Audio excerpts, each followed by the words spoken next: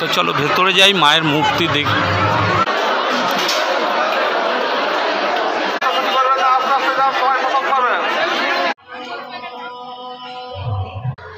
Hello friends, good morning. আজকে সকাল সকাল চলে আসলাম জয়রামবাটি, বাঁকুড়া ডিস্ট্রিক্টে।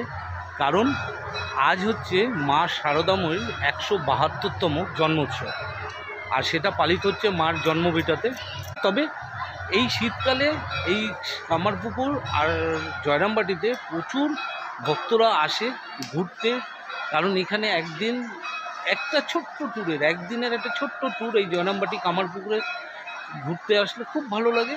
এখানে আসলে যেমন ভোগ খেতে হয়, তো ভোগ কীভাবে খাবেন, এই জয়রামবাটি কামারপুকুরে কীভাবে আসবেন, তার খুঁটিনাটি আজকে থাকবে এই ভিডিওতে।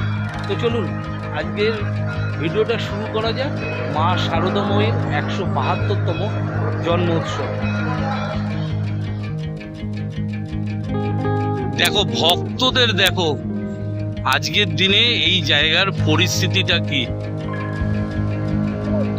আর এই হলো মেন গেট।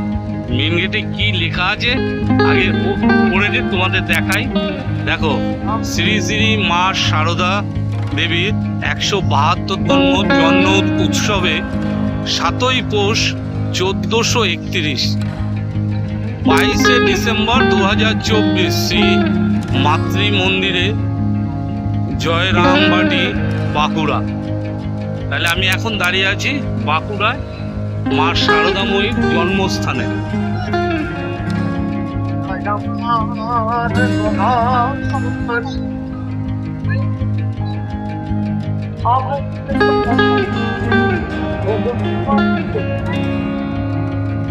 এই মায়ের কাছে যেতে গেলে প্রবেশ করাতেই একটা কি সুন্দর শীতলা মন্দির। পুরো মন্দিরটা গোলাপি টাইপ কালারের। দেখো লেখা রয়েছে, ও আচ্ছা, শীতলা মন্দির ও রক্ষাকালী মায়ের মন্দির।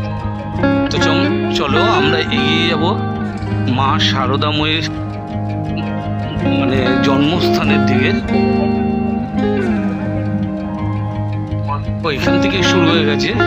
এখানে যদি নাইট স্টে করতে হয় তার জন্য দেখো হোটেলগুলো, দেখো প্রচুর হোটেল আছে, সেবা আশ্রম আছে, ঠিক আছে। আর এই যে ডান হাতে যেটা দেখতে পাচ্ছ, এটা হচ্ছে মন্দিরে আসলে, মায়ের মন্দিরে আসলে এটা হচ্ছে তার পার্কিং। আর মায়ের মন্দিরে ঢোকার লাইন দেখো, আজকের দিনে বিশাল বড় লাইন।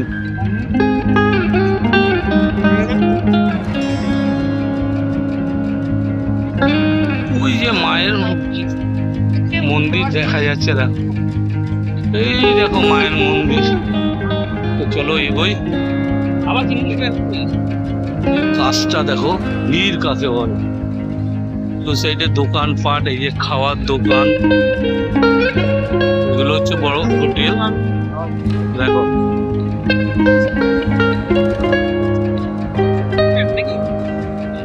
মায়ের মন্দিরটা হচ্ছে এইদিকে, আর আমি যাবো হচ্ছে এবার এই শারদাময়ীর আশ্রমে একটা নতুন মন্দির তৈরি হয়েছে। আচ্ছা মন্দির নয়, এটা শারদাময়ীর শোরুম। দেখো এই শোরুমটা তৈরি হয়েছে নতুন, দেখতে কত সুন্দর বানিয়েছে। এটা হচ্ছে এই বছরের নতুন তৈরি হয়েছে ভেতরটা। আর কি কি পাওয়া যাচ্ছে তোমাদের আমি একটু দেখাই।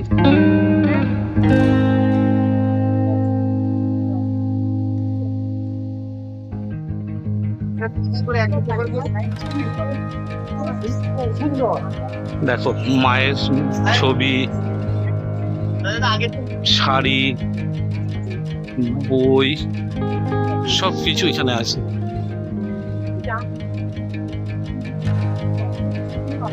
এটা হলো মা শারদাময়ীর জন্মস্থান। আর এবারের উৎসব হচ্ছে 172তম জন্ম জয়ন্তী উৎসব। এই হলো মেন গেট।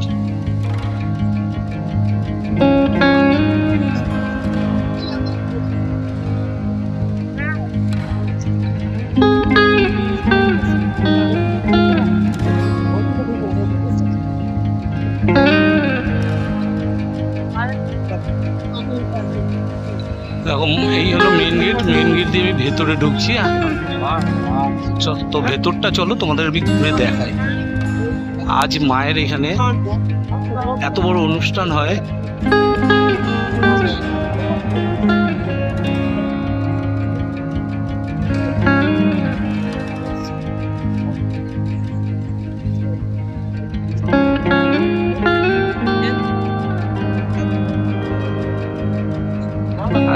সুন্দর বেলুন দিয়ে সাজিয়েছে। বাউল গানের উৎসব, এক একটা টাইম অনুযায়ী এক একটা উৎসব হবে। সন্ধ্যেবেলা আছে স্যাক্সোফোন বাজিয়ে মায়ের এখানে একটা ছোট্ট অনুষ্ঠান হবে। তো চলো এবার এক এক করে সবটাই তোমাদের আমি ঘুরে দেখাই।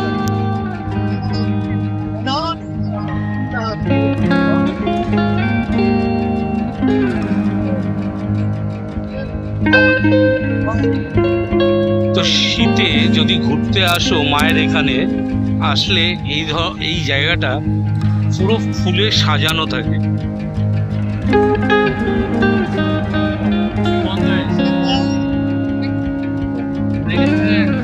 চলো এই কুঠিরগুলোর ভেতরে তোমাদের ঘুরিয়ে আনি।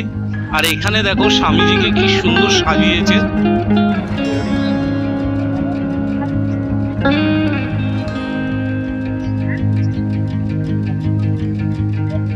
এই যে পেছনে ঘরগুলো দেখছো এগুলো হচ্ছে অফিস।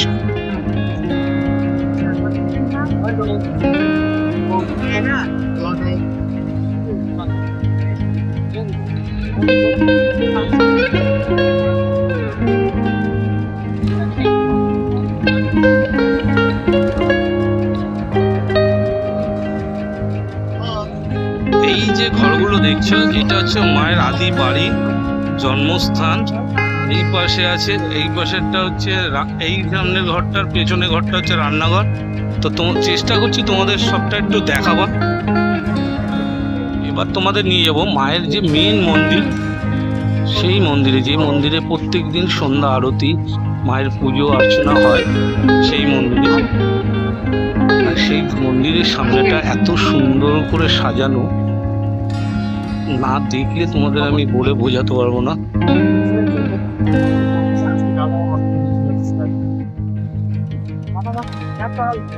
এইটাই হলো মা শারদাময়ীর মেন মন্দির, যেখানে মায়ের মানে মূর্তি বসানো আছে এবং যেখানে 3 বেলা সন্ধ্যা আরতি হয়, মাকে পুজো দেওয়া হয়।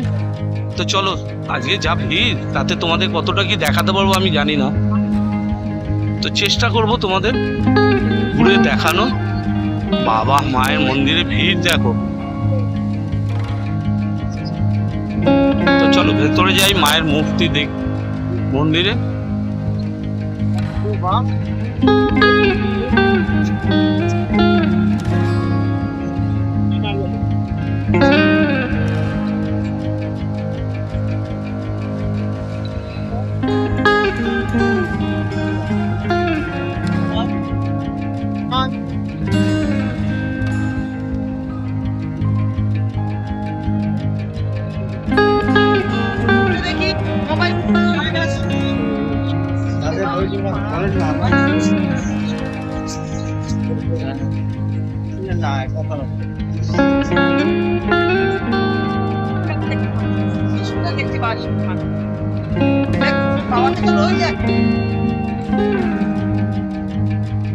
আমি দাঁড়িয়ে মায়ের মন্দিরের সামনে দাঁড়িয়ে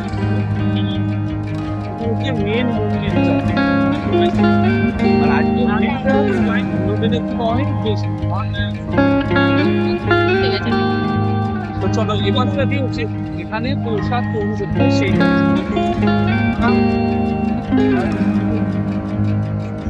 তো এখন সবাই যাচ্ছে মোটামুটি প্রসাদ গ্রহণ করতে। দেখো এই যে জায়গাটা দেখতে পাচ্ছ, এই জায়গাটা মা শারদাময় হচ্ছে প্রসাদ নেওয়ার জায়গা। এই জায়গাটা হচ্ছে প্রসাদ গ্রহণ করতে হয়, কুপন কাটতে হয় সামনের গেটের দিকে, কাটার পরে এখানে আসতে হয় প্রসাদ গ্রহণ করতে হয়। এই লাইনে এই জায়গাটায় প্রসাদ দেয়। তো ভেতরে দেখো প্রচুর ভক্তরা প্রসাদ খাচ্ছে। তাদের দেখিয়ে দিই একটু। এটা হচ্ছে প্রসাদ গ্রহণ করার জায়গা।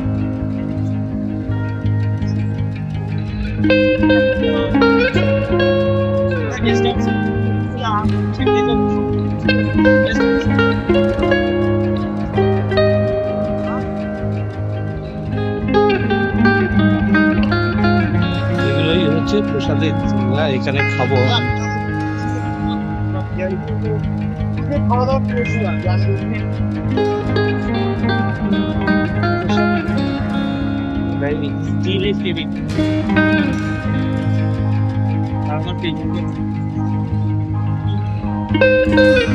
আর এই টাইম হচ্ছে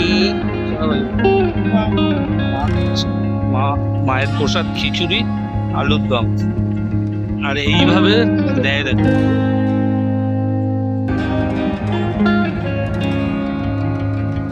এইবার তোমাদের বলে দিই এখানে আসার কিভাবে আসতে। এক হচ্ছে আরামবাগ এসে, আরামবাগ যে কোনোভাবে এসে সেখান থেকে বাস ধরে এখানে আসা যায় জয়রামবাটি কামারপুকুর। আর না হলে ট্রেনে আসলে হাওড়া থেকে ট্রেন ধরে গুয়াহাটি নেমে ওখান থেকে বাসে করে আসতে পারো, বা টোটোয় করে বা গাড়িতে করে আসতে পারো। আর যদি নিজেদের গাড়ি হয় তাহলে তোমরা নিজেদের ডিটেলস নিয়ে ডাইরেক্ট জয়রামবাটি কামারপুকুর চলে আসবে। এখানে আসতে হবে 11টার মধ্যে, 11টার আগে। 11টার আগে যেন আসতে পারবে। 10টার সাথে মতো টাইম নেই, কুপন দেওয়া শেষ হয়ে যায়। ওই কুপন যদি না পাও তাহলে কিন্তু এখানকার খুব অন্য গ্রহণ করতে পারবে। তোমাদের আসতে হবে 10টার মধ্যে।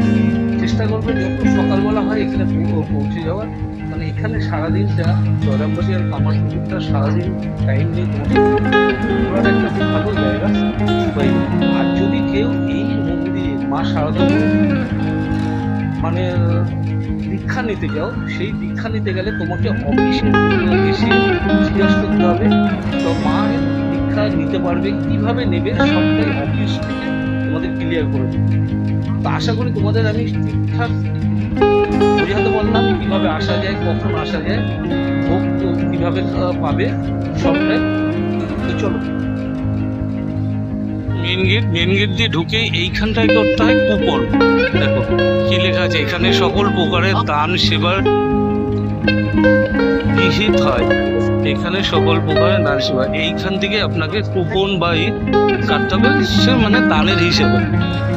আর এইগুলো যে দেখতে পাচ্ছেন মাটির, এগুলো অ্যাকচুয়ালি হচ্ছে থাকার জন্য। তো চলো এবার বাইরের দিকে বেরোই। বন্ধুরা আজকে জয়রামবাটি মা শারদা মন্দির যে কেমন লাগে অবশ্যই কমেন্ট করে শেয়ার করে লাইক করে, যারা সাবস্ক্রাইব করেনি তারা অতি অবশ্যই সাবস্ক্রাইব করে বেল আইকনটা টিপে দিয়ে।